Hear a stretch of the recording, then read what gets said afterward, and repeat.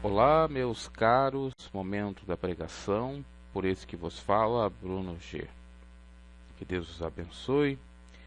Nós vamos iniciar, a partir dessa edição, uma série de meditação nos Evangelhos. Para ser preciso, vamos meditar em todos eles, todos os seus capítulos e versículos. E nessa edição, nós vamos começar, obviamente, pelo começo, essa redundância, iniciar pelo começo, capítulo 1, versículo 1 de São Mateus. Você que pode nos acompanhar com a Bíblia física online, nos acompanhe, se não, nos escute.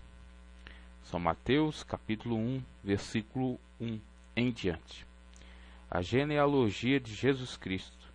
Genealogia esta que também é mencionada pelos evangelistas São Lucas no capítulo 4 de São Lucas, 3, melhor dizendo, versículo 23. Nós não vamos nos ater a ela, porque quando chegar o momento de nós meditarmos, então aí nós meditaremos versículo por versículo da genealogia de São Lucas. Sem mais delongas, vamos ler o texto sagrado. Livro da geração de Jesus Cristo, filho de Davi, filho de Abraão. Abraão gerou a Isaque, e a Isaque gerou a Jacó. E Jacó gerou a Judá e a seus irmãos. E Judá gerou de Tamar a Fares, e a Zará. E Fares gerou a Esrom. E Esrom gerou a Arão. E Arão gerou a Aminadab. E Aminadab gerou a Naasson. E Naasson gerou a Salmão. E Salmão gerou de Racabe a Boaz. A Boz. E Boz gerou de Rute a Obed. E Obed gerou a Jessé. E Jessé gerou ao rei Davi. E o rei Davi gerou a Salomão, da que foi mulher de Urias. E Salomão gerou a Roboão, e Roboão gerou a Abias, e Abias gerou a Asa. E a Asa gerou a Josafá, e Josafá gerou a Jorão, e Jorão gerou a Osias. E Osias gerou a Joatão, e a Joatão gerou a Acás, e Acás gerou a Ezequias, ou Ezequias. E Ezequias gerou a Manassés, e a Manassés gerou a Amon. Amon gerou a Josias, e Josias gerou a Jeconias e seus irmãos na deportação para a Babilônia. E depois da deportação para a Babilônia, Jeconias gerou a Salatiel, e Salatiel gerou a Zorobabel, e Zorobabel gerou a Abiúde, e Abiúde gerou a Eliaquim, e Eliaquim gerou a Azor, e Azor gerou a Sadoc, e a Sadoc gerou a Aquim, e Aquim gerou a Eliude. E Eliude gerou a Eleazar, e Eleazar gerou a Matã, e Matã gerou a Jacó, e Jacó gerou a José, marido de Maria, da qual nasceu Jesus, que se chama o Cristo. De sorte que todas as gerações, desde Abraão até Davi, são 14 gerações, e desde Davi até a deportação para a Babilônia, 14 gerações. E desde a deportação para a Babilônia até Cristo, 14 gerações. O que essa mensagem, tão aparentemente insignificante, esse texto, tem a nos revelar da parte de Deus? Por incrível que pareça, muita coisa, muita meditação, muita maravilha da parte de Deus. O primeiro livro do Novo Testamento, livro esse que foi escrito depois de um tempo conhecido como intertestamentário, que seria o lapso temporal entre o Velho Testamento e o Novo Testamento. Alguns teólogos chegam a dizer que foi cerca de 400, 500, 600 anos. A maioria, se eu não me equivoco, 400 anos ficou então para chegar o livro, ou a confecção do livro, os livros do, melhor dizendo, Novo Testamento, né?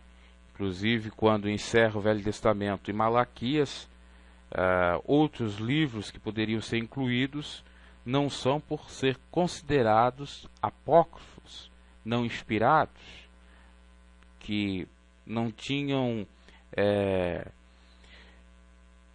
respaldo, apoio com os outros livros, que não tinham nenhuma ou pouca evidência com outros relatos, ou seja, que não se encaixavam com os demais livros. Por isso que se encerrou em Malaquias. Mas existem outros livros que poderiam ser incluídos após Malaquias, que são considerados como apócrifos. Temos os livros, por exemplo, da Bíblia Católica, Ave Maria, que no Velho Testamento tem 46 livros, enquanto que na Bíblia Protestante, da tradução Almeida, são 39. São chamados de deuterocanônicos esses livros acrescidos que estão na Bíblia Católica. 1 Macabreus, 2 Macabreus, Eclesiástico, Baruque, tem mais 2 ou 3 que eu não me recordo, e ainda acréscimo no livro de Daniel e no livro de Esther, de alguns capítulos. Então, para você entender, o tempo entre o Novo e o Velho Testamento de confecção é esse, 400 anos, vamos ficar com 400 anos. Esses 400 anos têm uma representatividade. Obviamente que nós não vamos falar desses 400 anos. Nós vamos falar do capítulo 1 de São Mateus, do Santo Evangelho segundo Levi, que era o nome de Mateus, que foi ter um encontro com o Senhor, né? Que Jesus chamou para segui-lo, e ele assim fez. Contou-nos através do seu Evangelho. Evangelho esse que possivelmente quem escrevera não foi o próprio São Mateus. Talvez o escritor ouviu e foi relatado pela via oral, né? E até possivelmente São Mateus poderia nem estar mais com vida, tá? Segundo teólogos, o livro foi escrito 50 anos depois de Cristo, e realmente por Mateus, ele estava vivo. Essa era uma dúvida aqui que eu estava tendo, então foi sanada, de acordo com a Bíblia Thompson, a Bíblia de estudo. Então veja, São Mateus, convertido ao Senhor, relata, escreve o que ele havia escutado do próprio Senhor Jesus, e aqui menciona a genealogia desse Cristo, que já era previsto, falado, por meio de profecias, por meio de manifestações dos profetas, de reis, dos salmos, dos cânticos do Velho Testamento, cumprindo tudo acerca do que fora falado do Filho de Deus no passado. Então, é de suma importância São Mateus trazer essa genealogia por conta do simbolismo, por conta da tipologia que esses versículos que nós lemos trazem. O primeiro versículo desse livro fala: livro da geração de Jesus. Nos remete ao Gênesis, nos remete ao início de tudo.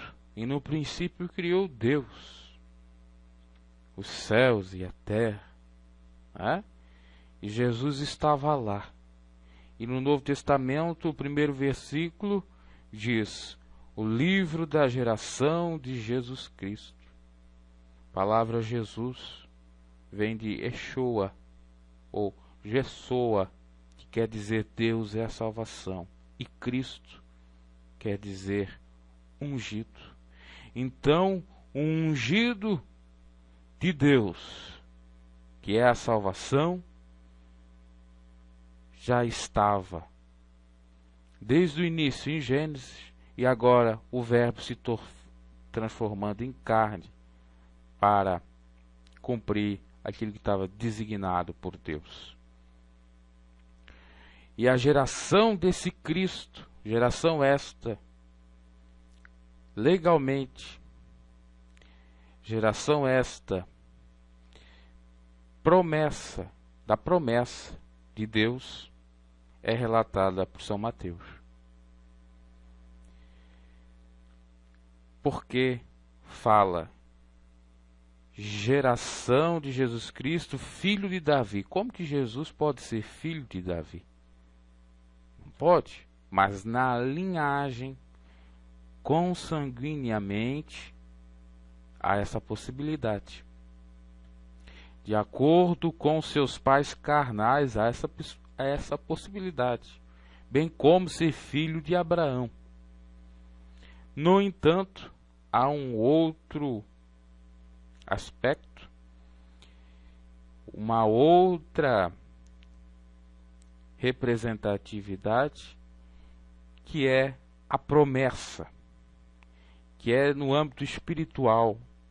Jesus é filho carnalmente, por conta da linhagem, do sangue, e também espiritualmente, porque Deus tinha feito uma promessa para Davi, que do seu trono sairia o Salvador, que seria o restaurador do templo. E lembramos que Davi, seu nome em hebraico quer dizer o amado. Então Jesus veio do amado. E veio de Abraão, o pai da fé, que também é a promessa de Deus.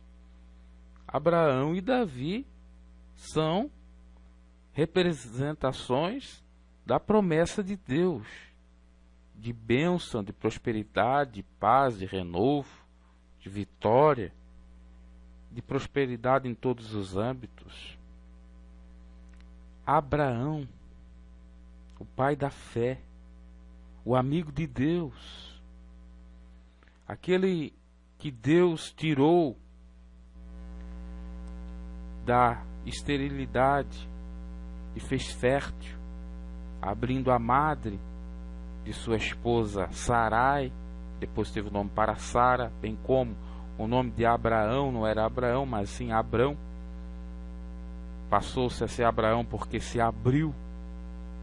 E o nome de Abraão quer dizer, vem do hebraico, quer dizer pai elevado, já que a palavra Abram assim significa, com a junção de Amon, que significa muitos, multidão. Então, corresponde exatamente o que ele foi, o pai da fé, o pai de multidões. O início dessa caminhada, dessa trajetória. Abraão, pai de multidões. Davi, o amado, o pai de multidões, o amado, o desejado de todas as nações, o amado segundo o coração de Deus, Jesus Cristo, o ungido. Jesus Cristo, ou daqueles que preferir, de acordo com o grego, o aramaico, o hebraico, a língua oficial, Jesus Christos, né? De acordo com o grego. Adveio do amado, adveio do pai de multidões, ou de multidão. Olha que interessante. O ungido, Deus da salvação, Deus Filho, adveio do amado e do pai de multidões. Na tipologia, Jesus representa exatamente isso. Então você, se enxergar isso aqui, esse primeiro versículo, de modo carnal, você vai entender, mas como Jesus Cristo foi filho de Davi? Mas ele não foi filho de José, não foi filho de Maria, não era fruto do Divino Espírito Santo? Como é que ele pode ser filho de Davi? Como é que pode os enfermos chegar a Jesus e dizer: Jesus, filho de Davi, tenha misericórdia de mim? Não tem lógica, né? É o que pensavam os fariseus, é o que pensavam os religiosos da época. Mas tem lógica sim no simbolismo, o simbolismo da palavra. Davi, que representa rei. Jesus é o rei dos reis. Abraão, que representa pai. Jesus é o pai da eternidade. Então, está tudo aí encaixado. Que lindo. Jesus adveio da eternidade e adveio da ou do reino, né? O reino dos céus, o evangelho do reino, a boa nova do reino é Jesus Cristo, é a palavra, é tudo em todos. E esse Jesus que veio para mudar tudo, que veio para mudar o Velho em Novo Testamento, que veio vigorar esse Novo Testamento, que passou a ter vigor, ou passou a ter, melhor dizendo, validade após a sua morte. Porque enquanto ele estava vivo, não poderia esse testamento ter valor, bem como não tem um testamento quando aquele que é o testamentário, aquele que dá o testamento, estiver vivo. Só quando ele morrer, quando fazer o inventário, abrir a sucessão, fazer o inventário, então vai se averiguar se há algum testamento. E foi o que ocorreu com Jesus. Jesus morrendo, o véu do templo se rasgou, as pedras se moveram, né? Houve grande abalo sísmico, a terra se moveu, porque ali, quando Jesus disse: Pai, entrego o meu espírito, está tudo consumado, verdadeiramente o Novo Testamento passou a ter validade. E agora todos aqueles que aceitassem a Jesus, não tendo mais diferença de judeus para gentios, não teriam mais condenação, até porque quem está em Cristo não há mais condenação, pois cumpre a lei, que é o amor. Amar a Deus sobre todas as coisas, no plano vertical e no horizontal, ao próximo como a si mesmo.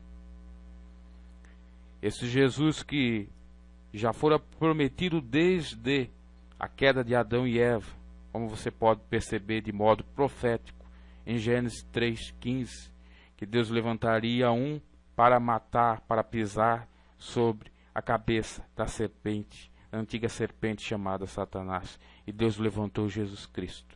Por mais que Satanás lutou com o hibridismo das gerações de anjos, de gigantes, por mais que o inimigo lutou com a geração de Noé, para que todos viessem corromper, mas Deus ali protegeu aquela família, aqueles 8 que permaneceram na fé, por mais que o inimigo lutou de várias maneiras que a gente pode constatar ao ler todo o Velho Testamento, para impedir que esse plano se cumprisse, ao ponto até de Deus sentir arrependimento de ter criado a própria humanidade.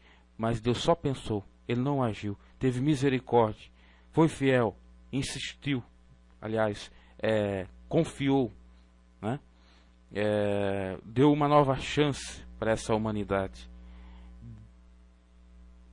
Confiou que o seu plano ainda poderia exatamente se cumprir, conforme está lá em João 3,16, que Deus amou o mundo de tal maneira que deu seu Filho unigênito, primeiro e único, para que todo aquele que nele crê seja salvo e não condenado. E aqui nós temos a figura de Jesus, tendo as suas duas naturezas, tanto divina como carnal, como natural, como física, porque o verbo que estava com Deus no princípio, quando Deus diz: façamos o homem a vossa semelhança, a nossa semelhança, melhor dizendo, lá estava o Pai, o Filho e o Espírito Santo, apesar da Bíblia não dizer que existe a Trindade, mas assim nós podemos entender. Mas que muitos dizem que essa crença da Trindade seja advinda do paganismo, mas na Bíblia nós temos esse respaldo. Por mais que muitos dizem que a Bíblia foi alterada para propagar o sistema doutrinário da Trindade, nós podemos perceber desde Gênesis até Apocalipse a Trindade, o Pai, o Filho e o Espírito Santo. Porque Jesus disse: antes de Abraão eu sou. Se Jesus antes de Abraão era o próprio Deus na segunda pessoa de Filho, já que Deus fala que Ele enviou o seu Filho, aliás, João fala, né, que Deus enviou o seu Filho, como está, como já disse em João 3,16. Então, esse Jesus aí está, passado, presente e futuro, mesmo hoje, ontem e eternamente, imutável. Esse Jesus que estava no início de tudo, acompanhando tudo, que estava na figura do anjo do Senhor, lá com o povo israelita no Egito, quando o anjo do Senhor foi atacar os egípcios, que não tinham nos umbrais de suas portas o sangue do cordeiro, vitimando, matando todos os primogênitos por conta do endurecimento do vosso coração. Lá estava a figura de Jesus como um anjo do Senhor. Possivelmente até o anjo que Jacó lutou seria o próprio Jesus, simbolizado. Até porque Ele é Deus, Ele pode se corporificar no que Ele quiser, se materializar no que Ele quiser. Se Ele quiser se materializar agora num objeto qualquer, inanimado, ou numa parede, qualquer coisa Ele pode. Porque todas as coisas são possíveis para Deus. Aquilo que é impossível para o homem, para Deus tudo é possível. Então estava lá, no início, como um anjo do Senhor. E agora então em carne, agora em corpo, em sangue. E São João fala: se nós não considerarmos, não aceitarmos esse Jesus divino, que veio em carne, que veio em sangue, nós somos anticristos, nós somos antidoutrina, ensinamento de Deus, nós somos hereges, nós somos anátemas, malditos. E é para nós acautelar desse que pregam dizendo: não, Jesus só tinha uma natureza, era divino, só veio de modo sobrenatural, metafísico. Não veio de corpo, de carne, de sangue. Isso é um mito. Não, Jesus só veio de carne e de sangue, de osso. Era um homem qualquer, um filósofo, um psicólogo, um médico, um bem dotado, erudito, só isso. Outros vão dizer: não, Jesus teve influência do hinduísmo, do Bhagavad Gita, livro sagrado dos hindus, que diz que todos nós somos semideuses ou deuses, que temos o Deus interior. Eu sou, por isso que Jesus dizia eu sou, porque ele era adepto dessa crença, que advém da Índia, religião tipicamente desse país. Mas não é verdade. Jesus veio em carne, em espírito, veio em sangue, tinha a natureza divina. E nós podemos mostrar. Quando Jesus chora, está mostrando a sua natureza física. Quando Jesus ri, quando Jesus... mas a Bíblia não fala que Jesus riu, mas estava feliz. Senão ele não tinha transformado água em vinho. Está feliz, o que é? Quando ele diz para Maria: não é me chegado a hora ainda. É porque queria se alegrar. O vinho pode ser sinônimo de alegria. Se nós compararmos simbolicamente o vinho sendo a embriaguez do Espírito Santo, porque Paulo fala para nós não nos embriagar num vinho que há contenda, mas nos encher do Espírito. A palavra embriagar e encher, ali naquele contexto, são sinônimas. O que Paulo está querendo dizer é para nós não nos embriagar com vinho de contenda, mas sim no vinho do Espírito. É nesse sentido. Que não tem problema. Que é santo. É o que devemos nos fazer. Porque não foi o que ocorreu quando a igreja estava reunida em Jerusalém, em Atos dos Apóstolos, como descreve, capítulo 2, versículo 1 em diante, quando era o dia da festa do Pentecostes, que desceu o Espírito Santo, os que não entendiam diziam que eles estavam o quê? Embriagados, cheios de mosto, de vinho. Porque para o ímpio, para o carnal, o estar cheio do Espírito Santo é igual ao estar embriagado, estar enlouquecido. Mas é o vinho, é a embriaguez, é a bebida, já que o Espírito Santo também é símbolo, ou é simbolizado pela água, a água da vida, que quem beber dela nunca mais terá sede. O Espírito de Deus também é representado pela água. Se nós nos beber dessa água, água essa que é transformada nesse vinho, não é simplesmente uma água. Olha que interessante, né? Olha que mistério. Jesus deu vinho para os seus discípulos cearem com ele. Muitos vão dizer que é o vinho o suco da uva, da vide. Ok. Talvez mesmo não seria o vinho com fermentação, até porque a fermentação para o povo judeu, ou para a tradição judaica, era tida como algo maléfico. Tanto nós vemos a recomendação de Jesus dizendo: cuidado com os fermentos fariseus. Também nós vemos Paulo dizer: olha, um pouquinho de fermento leveda toda a massa. E tanto é com o trigo e possivelmente com o vinho. Então nós vimos ali Jesus, nós sabemos que Jesus deu o vinho representando o seu sangue. E ele transforma nas bodas de Caná a água em vinho. Olha que mistério, né? Quer dizer, Para Deus transformar o embriagado, onde há contenda, em cheio do Espírito, Ele transforma. Para Ele transformar o profano em santo, Ele transforma.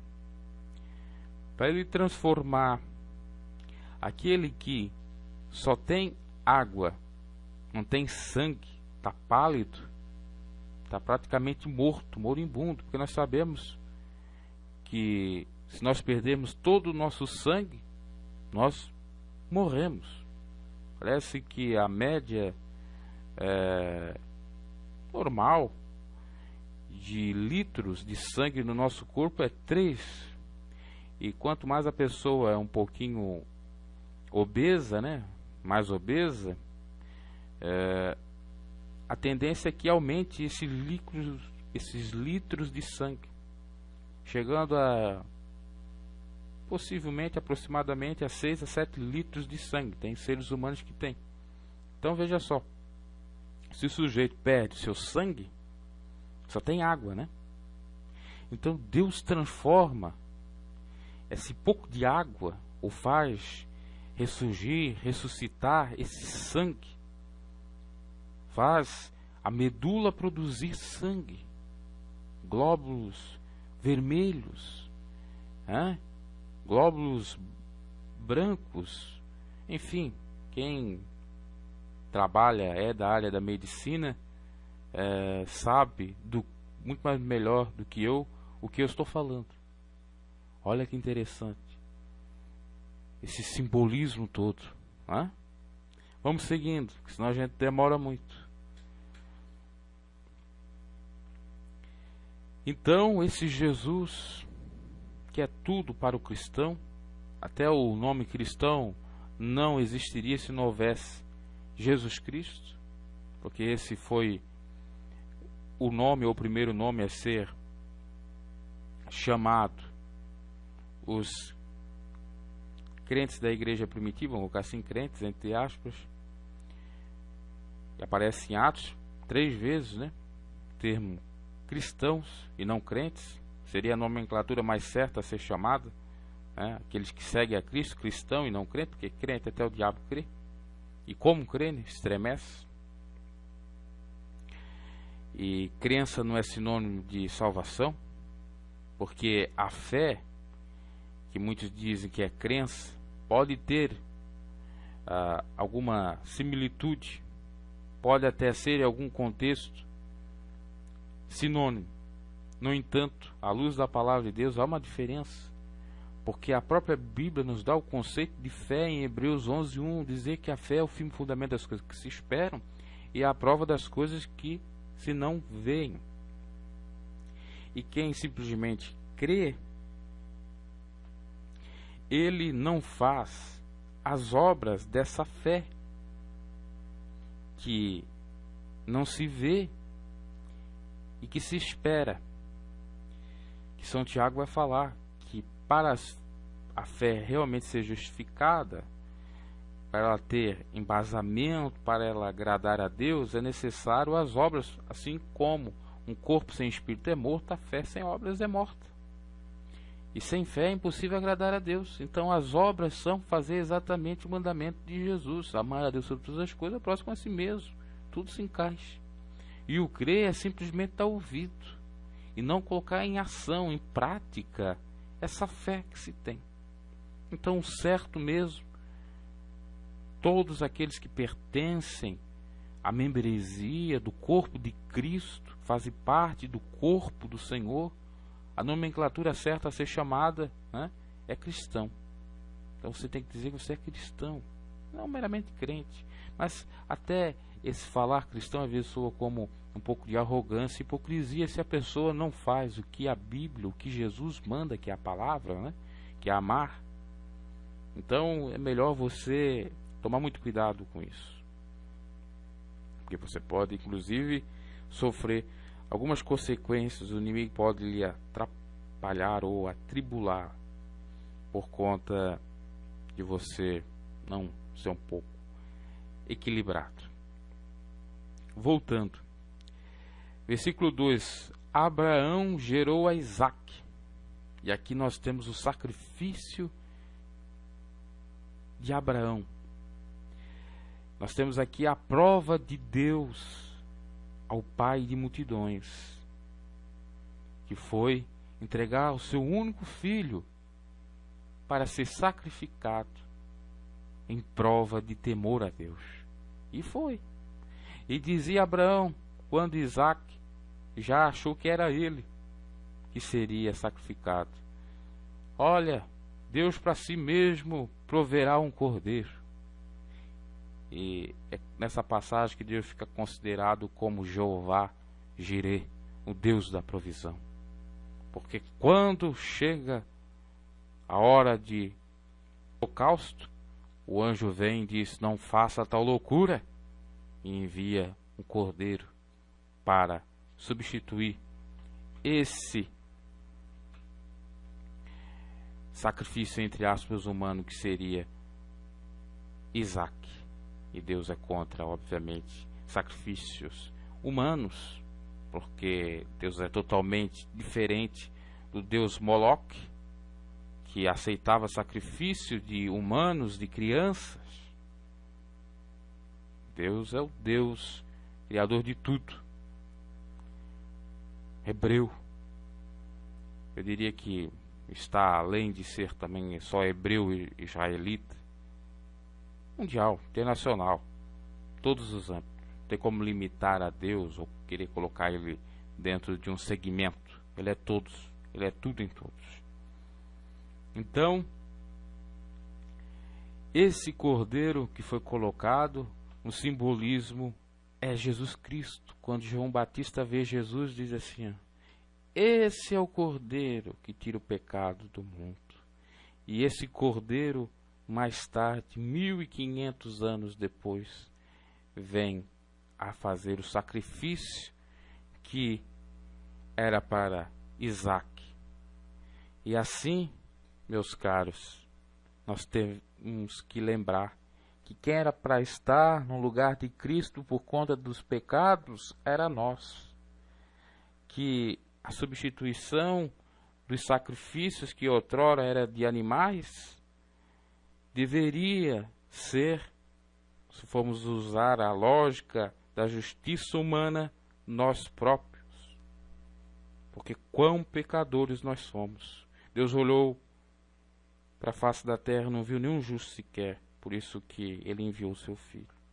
Porque é o sacrifício puro, imaculado, perfeito, sem pecado. Jesus foi como um cordeiro manso entregue na mão dos malfeitores, cuspido, açoitado, humilhado, aviltado nas ruas de Jerusalém.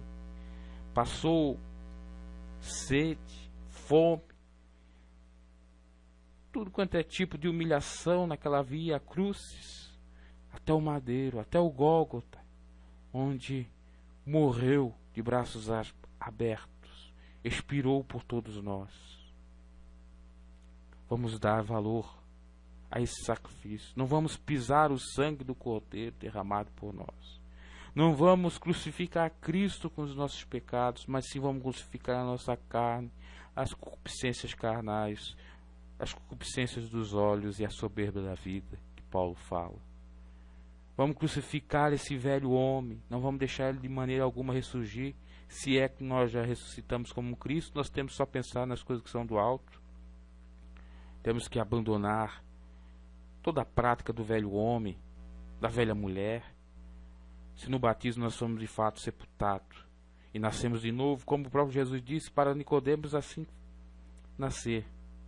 Realmente nós temos que andar em novidade de vida, ter uma nova mentalidade, uma nova conduta, um novo procedimento, uma nova forma de viver. E a fórmula exata, Cristo Jesus, porque Ele é o caminho, a verdade e a vida. E nos dá vida e vida com abundância, ou vida plena. Aleluia. Abraão gerou Isaac. E Isaac gerou a Jacó. Jacó, seu nome quer dizer dissimulador. Dissimulado. ou enganador. Porque não era para Jacó estar aqui na genealogia de Jesus Cristo. Não era para ser Abraão, Isaac e Jacó. Era para ser Abraão, Isaac e Esaú. Porque quem nasceu primeiro, o primogênito de Isaac, era Esaú. Mas vendeu a sua primogenitura por um bocado de lentilhas. E quantos vendem a sua salvação, aquilo que há de mais precioso na sua vida, por um bocado de coisas fúteis, frivolidades, ilusões, vaidades, coisas vãs desse mundo, dando ouvidos a Satanás. Trocam Jesus Cristo, como Judas trocou, por 30 moedas de prata, para servir ao Deus Mamon, Deus do dinheiro, da matéria. E ainda diz, não, eu sirvo a Deus, mas não tem como você servir a Deus e o dinheiro da mesma forma, porque não tem como servir a dois senhores. Porque um há de agradar, o outro de desagradar. E Deus não dá sua glória ao trem. Ou louvamos a Ele, ou louvamos a ninguém.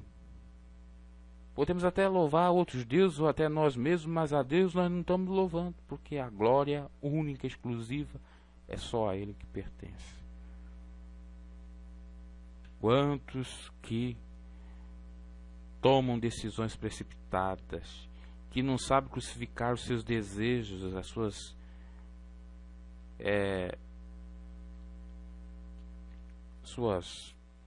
ansiedades. Quantos que não sabem?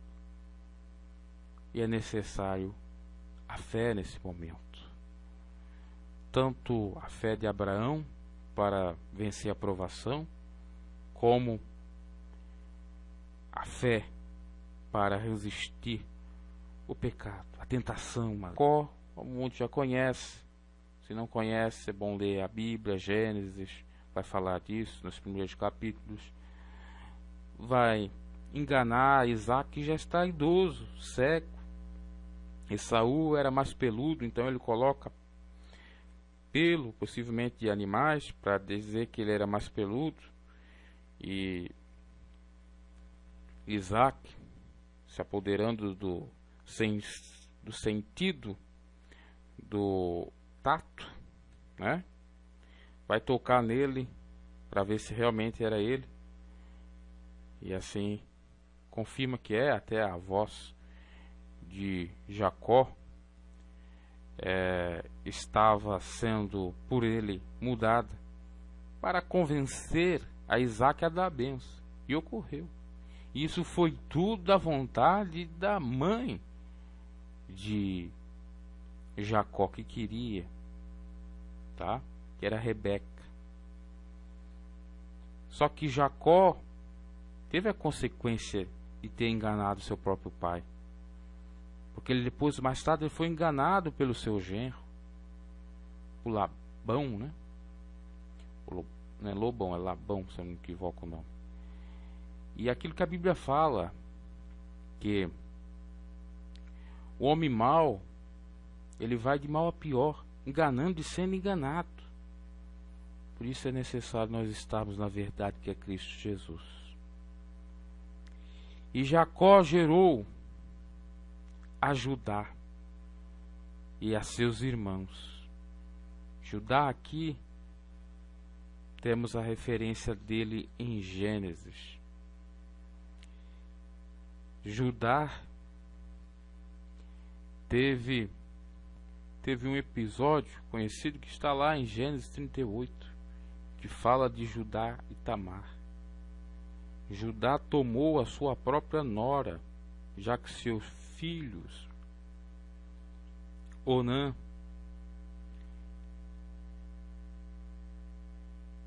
e um outro, não quiseram, um não podia e o outro não quis dar posteridade, isto é, fazer filhos para uma nova geração, ou seja, dar netos a Judá, né? E o fato é que os dois filhos de Judá, e também Onã, pecaram.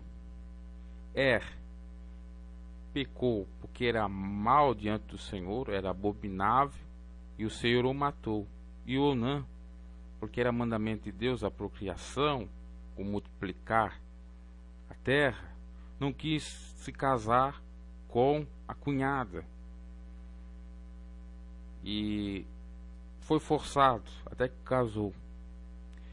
No entanto, ele não queria fazer filho com ela. Ele copulava com ela e jogava o sêmen fora. E isso aborreceu a Deus, porque também Deus matou. Então disse Judá a Tamar, sua nora: então venha ficar comigo. Enfim, Judá teve, como já disse, exatamente um encontro com Tamar, ou seja, tomou ela como sua mulher, tomou a sua nora como mulher. E aqui, na genealogia de Jesus, diz: e Judá gerou de Tamar. Ah, sim, agora ficou claro. Jacó gerou a Judá.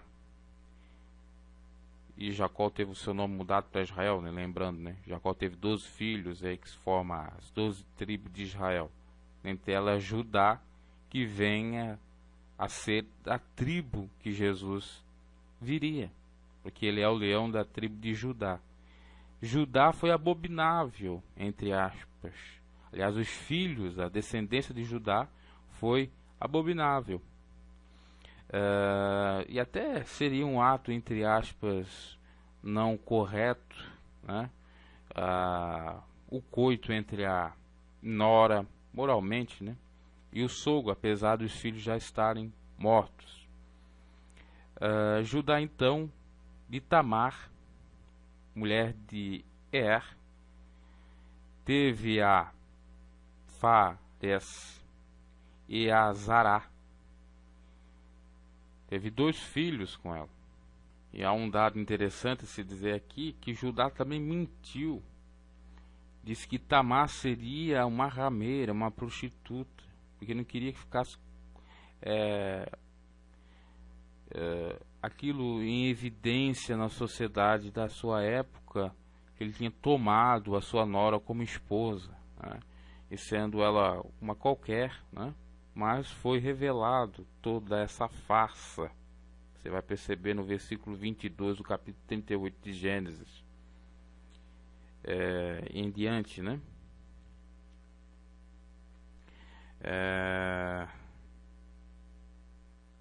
E um outro fato que eu não falei aqui é que essa Tamar era Paracela, mas como ele era muito novo, tinha que esperar ele crescer, né, ser adulto, então o pai, né, se antecipou e teve filho com ela.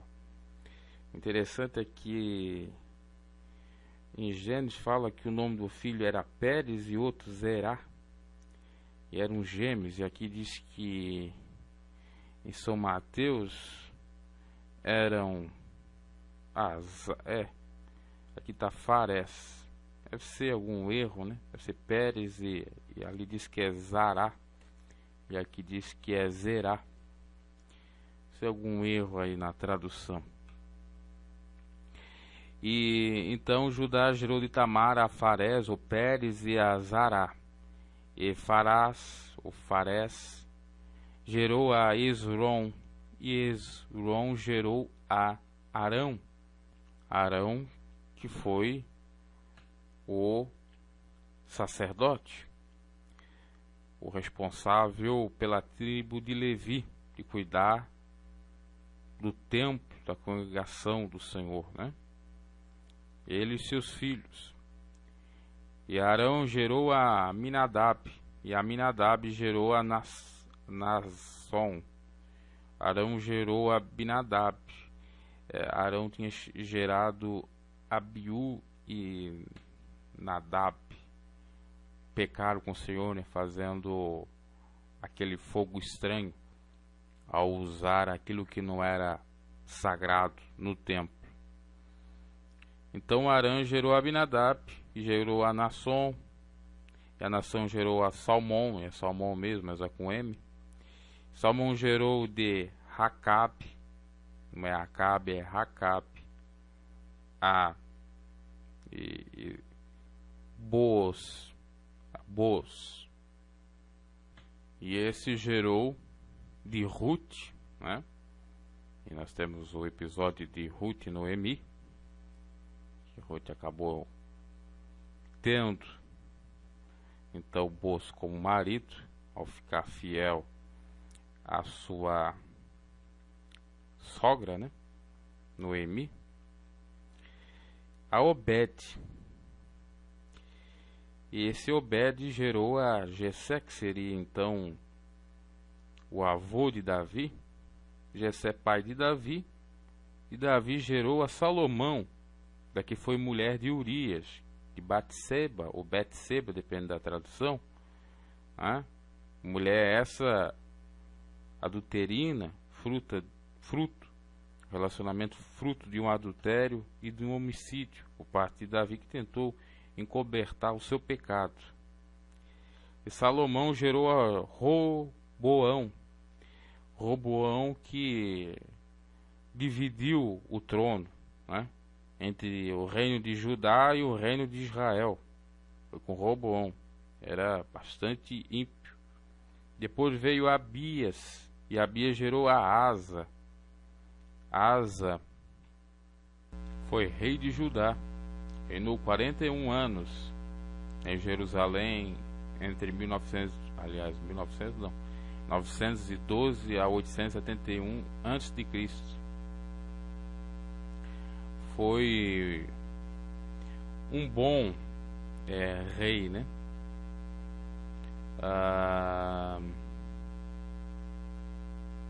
Porque tirou os objetos que não eram sacros, mandou destruir os altares de ídolos e convidou ao povo a buscar ao Senhor.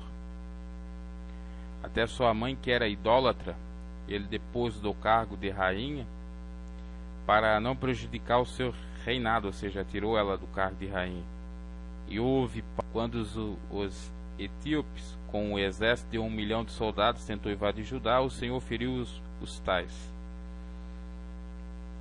Isso está lá relatado em 2 Crônicas 14:12. Então, um rei que fez aliança com o Senhor e que teve uma vida próspera por conta exatamente disso. E gerou Asa a Josafá. Josafá também foi um rei abençoado,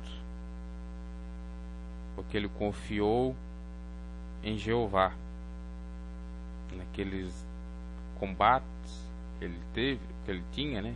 Um dos mais clássicos aí foi exatamente com os moabitas, o exército de Moabe. E o Senhor respondeu: Jeová nosso Deus. Aliás, Deus respondeu: não tema, Jeová.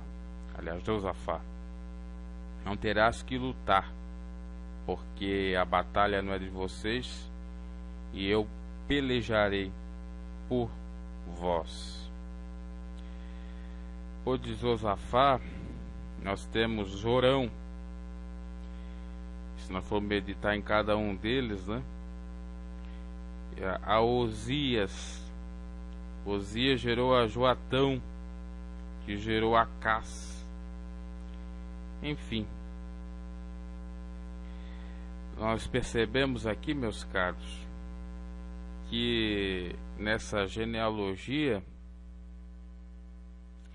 nós temos no começo Abraão, temos Davi, símbolos, né, de fé, símbolo de temor, de coração segundo de Deus, né? Porque Davi, apesar de ter pecado, ele se humilhou, né? Não foi soberbo, reconheceu suas falhas. Nós passando pela genealogia até chegar em Jesus, por todos eles, né? Nós temos muita impiedade, bem como muita justiça. Ou seja, nós temos reis que não foram tão justos ou nem justos mesmo, outros já foram. Nós temos personagens aqui bíblicos que são a representação daquilo que é bom, daquilo que realmente Cristo quer de nós cristãos. Outros, no entanto, não.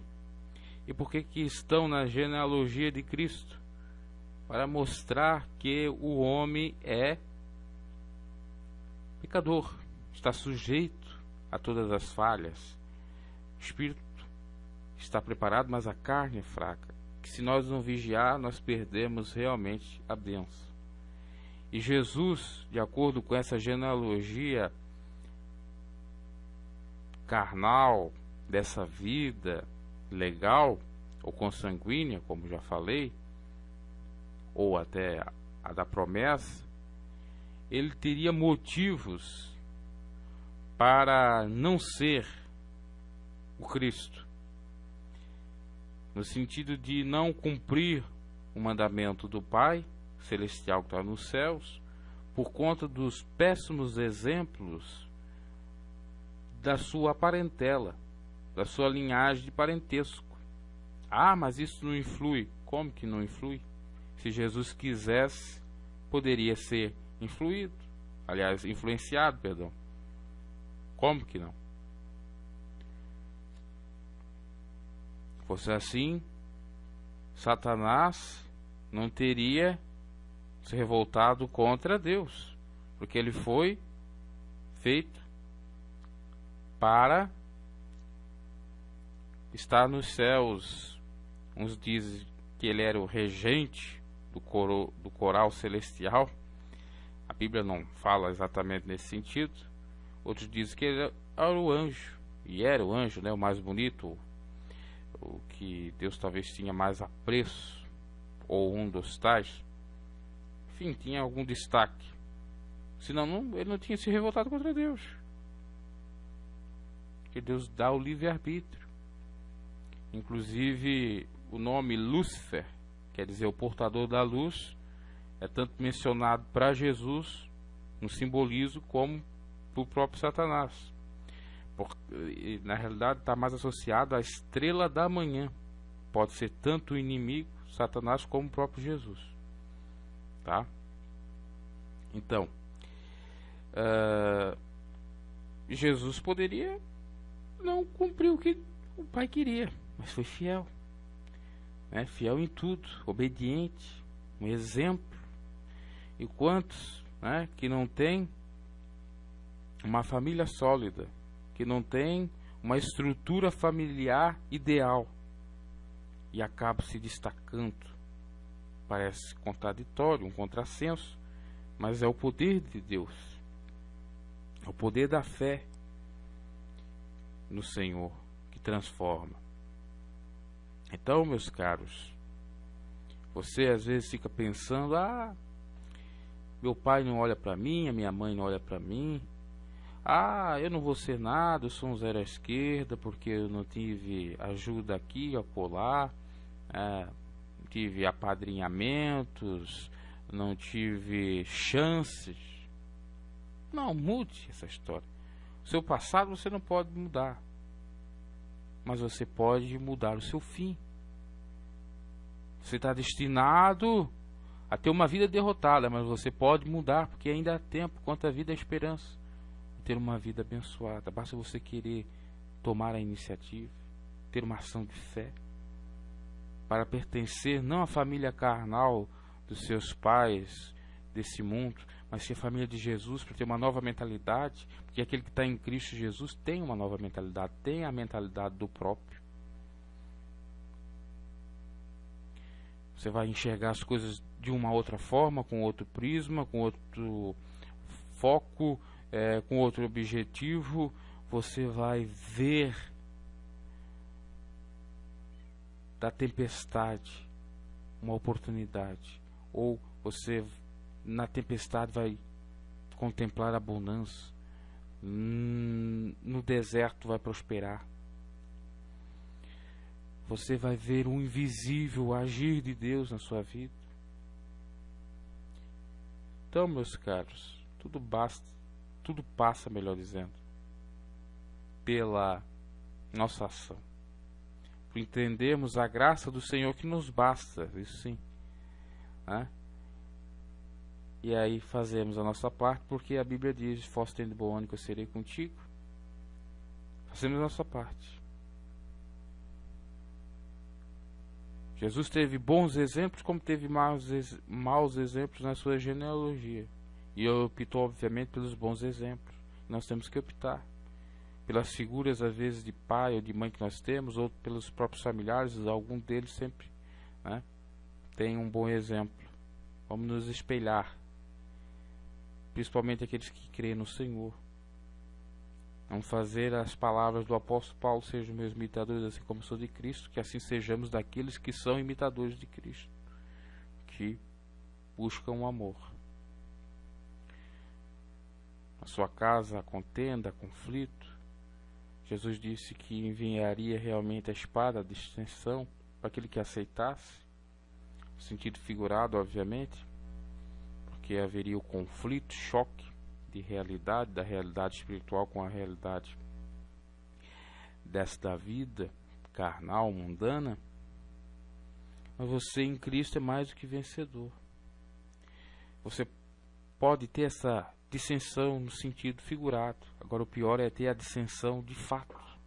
E que você tem quando você não tem o príncipe da paz para te dar paz nos momentos de conflitos e você conseguir contornar a situação, saber sair, se sobressai sobre o caos. Ah, tá difícil. Aceite a Cristo. Aceite as suas palavras, a sua doutrina, o amor. Recentemente eu via uma frase muito interessante, que a melhor vingança que nós podemos dar para alguém que nos fere ou que nos faz mal é o perdão. Perdoamos. Obviamente que não é o perdão estereotipado. Ah, não. Quanto mais a pessoa faz, mais eu perdoo, porque perdoar é divino. Não é bem assim. Tá? Se a pessoa vem lhe violentar, vem lhe abusar, passar todos os limites contra você, você vai continuar perdoando, vai achar tudo legal, tudo bacana, tudo normal, não vai recorrer à justiça, não vai fazer nada. Não é nesse sentido. Perdoar é passar uma borracha. Olha, tá ok, tá perdoado, deu, passou. Não precisa necessariamente você estar com essa pessoa. Não precisa necessariamente você ter a mesma convivência que tinha outrora. Mas o fato é que você perdoou. Isso faz bem para o seu coração, faz bem para você, faz bem para a pessoa, porque ela pensa: opa, eu fiz coisa errada. Isso é um ato de humildade, quando o sujeito perdoa, mesmo estando com a razão. E esse é o outro tapa que nós temos que dar. Nós temos que dar para levar o tapa. É o tapa de luva de pelica. Nós damos também para a outra pessoa. Perdão. Assim como Jesus perdoou. Assim como Jesus pregou o amor e o perdão. São terapêuticos os dois, o amor, o amar e o perdoar. Aliás, quem ama perdoa, né? Quem perdoa ama. Então é tudo o amor, para cessar o conflito, para entender a dor do outro. Vamos ceder. Ah, tá difícil. Vamos compreender. Semear contenda, isso não é agradável a Deus. Vamos ficar com os bons exemplos. Muitos inclusive querem pegar exemplo da Bíblia, lá do Velho Testamento ou até no Novo, pessoas que erraram. Não é isso que Deus quer. Vamos pegar os bons exemplos. Aliás, nós temos que se espelhar somente em Jesus Cristo, que é o autor e consumador da nossa fé.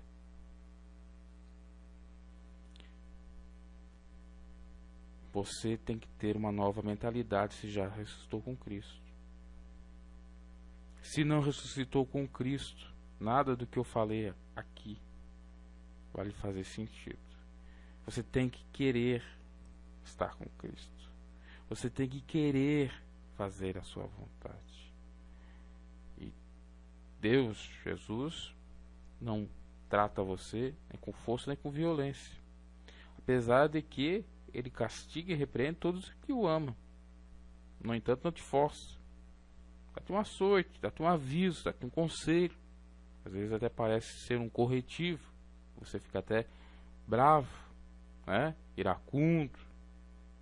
No entanto, é para o seu bem. Então você tem que acatar aquela repreensão. Você tem que aceitar.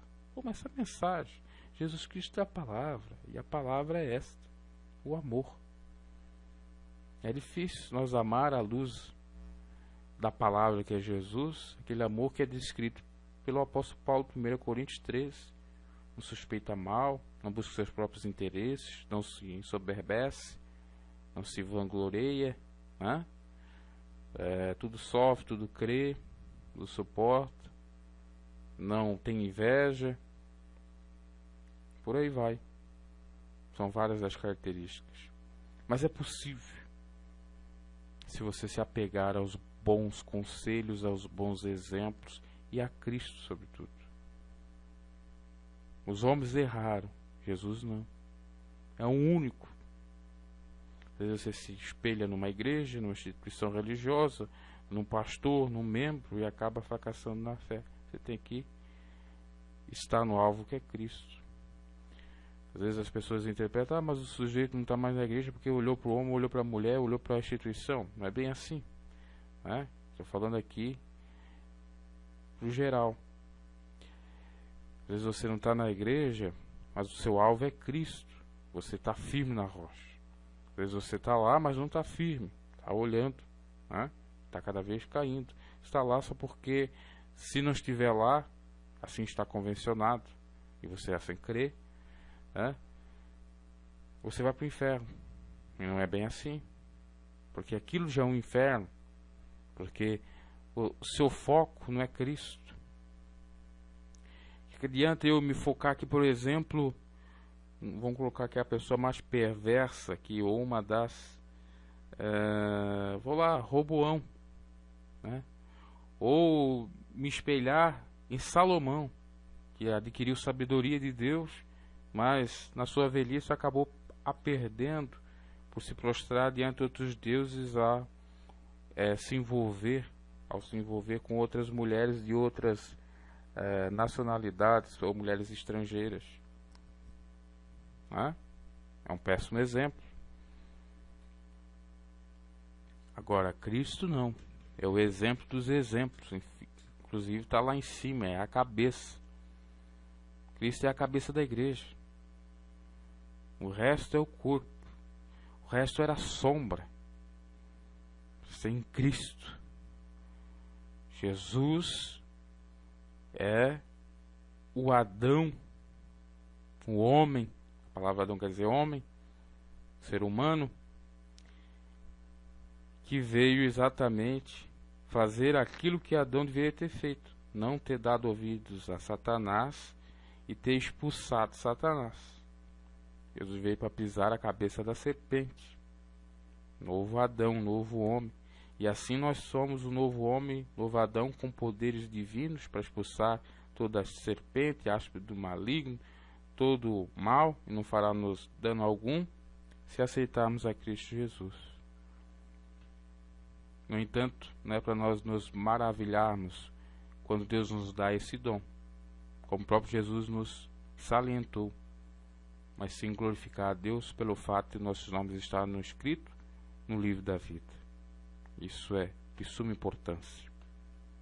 Teria outras coisas aqui para falar, meus caros, mas as horas não nos permitem. Vamos pulando lá para o versículo 15. E Eliúde gerou a Eleazar, e Eleazar gerou a Matã, e Matã gerou a Jacó. Jacó agora já não é o mesmo Jacó lá de Abraão, Isaac e Jacó. É um outro Jacó, que seria o avô de Jesus, né? Que também tem o nome de enganador, né? E veio, a tradução no caso, gerou a José. José que seria o pai carnal, consanguíneo de Jesus, marido de Maria, agraciado, que nasceu, portanto, o Deus é a salvação, chamado ungido, separado, Messias. De sorte que todas as gerações, desde Abraão até Davi, são 14 gerações. Você sabia que o nome Davi, no hebraico, ele representa exatamente 14, porque Davi é DWD. E esse DWD representa numericamente 14. D é 4, mais 6 do W, mais 4 do D. E quando aqui fala de sorte que todas as gerações desde Abraão até Davi são 14 gerações, e desde Davi até a deportação para a Babilônia, quando o povo israelita ficou cativo na Babilônia, são mais 14, dando 28. E desde a deportação para a Babilônia até Cristo são mais 14 gerações, são 42. Está dizendo que Jesus é mais do que Davi 3 vezes. Que Jesus é perfeito. É porque 3 representa o que? A unidade da Trindade. E é para reforçar exatamente a mensagem, a plenitude de Deus, a santidade. Então, aqui, esses 14 representam Davi, o amado. 3 vezes. O amado pai, 14 o amado pai, 28 o amado filho, 42 o amado divino Espírito Santo. Também podemos interpretar assim. Olha que interessante, né?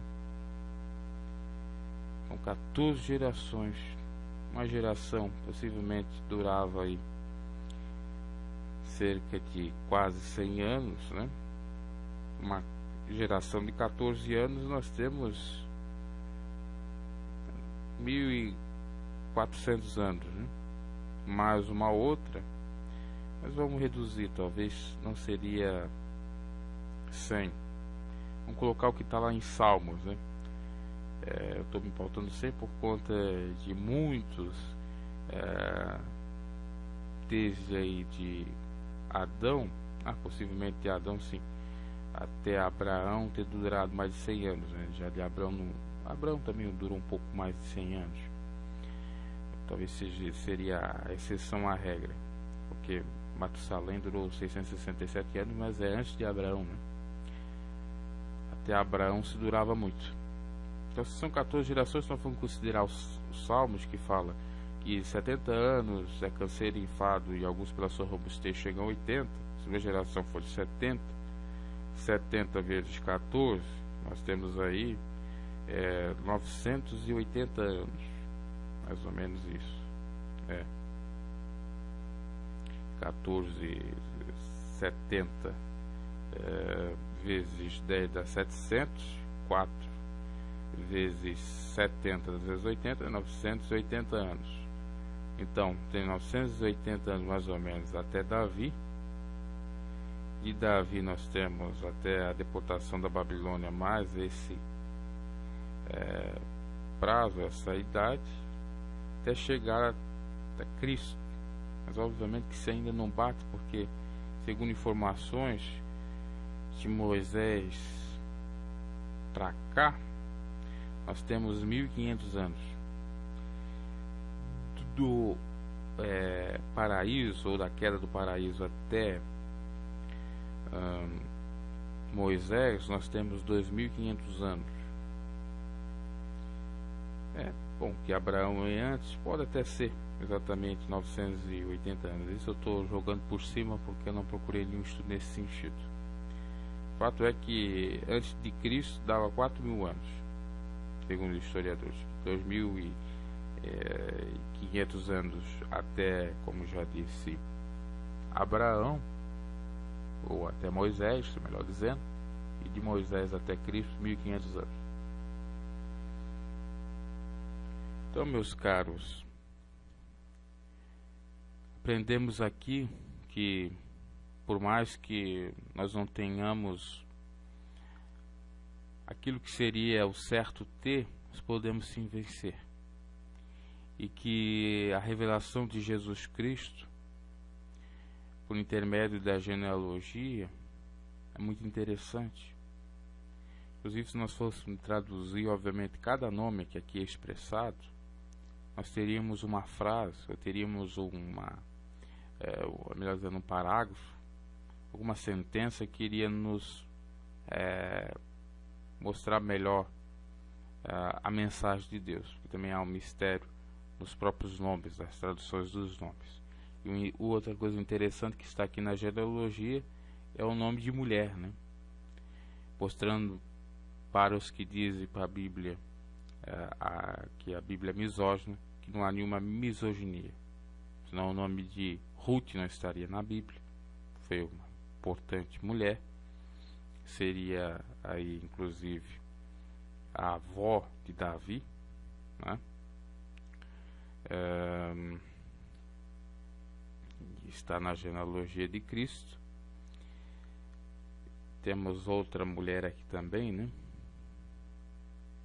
Temos Maria, obviamente. O nome de Maria não estaria, nem Maria estaria, né?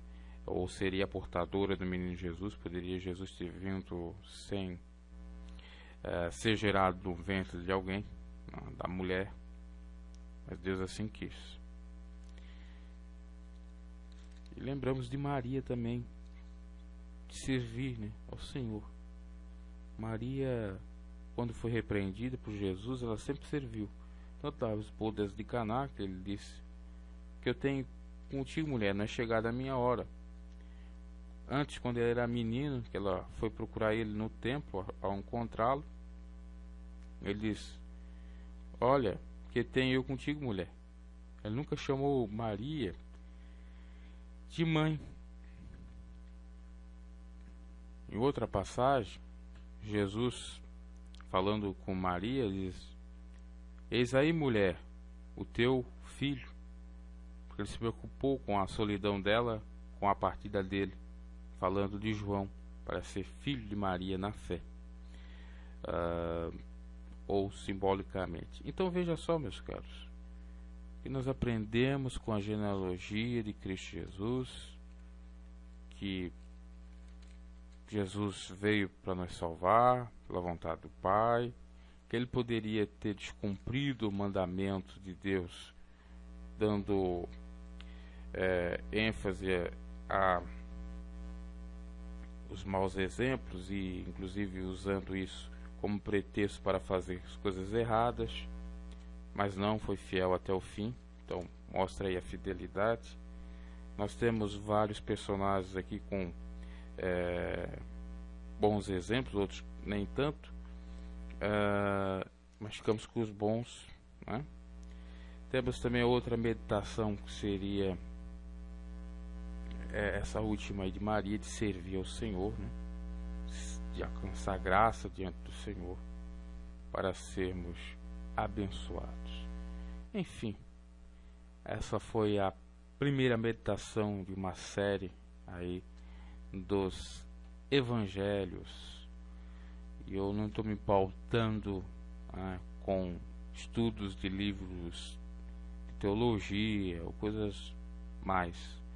Foi tudo aqui, claro, algumas curiosidades, obviamente, foi trazido, mas me pautando por aquilo que me veio à mente nesse exato momento. Acho isso muito interessante. É óbvio que a pessoa também tem que se preparar para pregar a palavra de Deus, mas deixar o Espírito de Deus não abrir e fechar a nossa boca, falar é muito mais interessante, né? Como diz os Salmos, abre bem a tua boca que eu te encherei de palavras.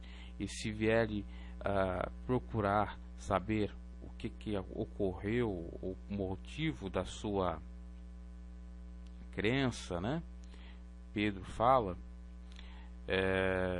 você sabe bem responder, tanto porque você tem um conhecimento, tanto porque o Espírito Santo te usa se baseando nesse conhecimento. Jesus disse, não tem mais o que dizer quando foram chegados, aliás, levados aos tribunais, porque na mesma hora o Espírito Santo lhe dirá, lhe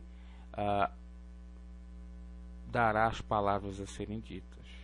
Bom, estudo e fé é crescer na graça e no conhecimento do nosso Senhor e Salvador Jesus Cristo, para que opere a maravilha da salvação por intermédio da sua palavra, porque nós somos meros instrumentos. Nós falamos, as palavras que saem da nossa boca são as palavras do próprio Deus, né? Quando obviamente nós estamos, os pregadores estão compromissados com o verdadeiro evangelho e entendem a incumbência, a missão que eles têm para fazer a obra de Deus. Então, meus caros, Jesus Cristo aí está esperando por todas as suas palavras, ecoando aí para todos que quiserem ouvir e abraçar, que é aí, se nós pudéssemos resumir em uma palavra, amor. Amor e mais nada. Não um amor carnal, mas sim um amor realmente divino. Ok? Até a próxima, que Deus os abençoe. Meus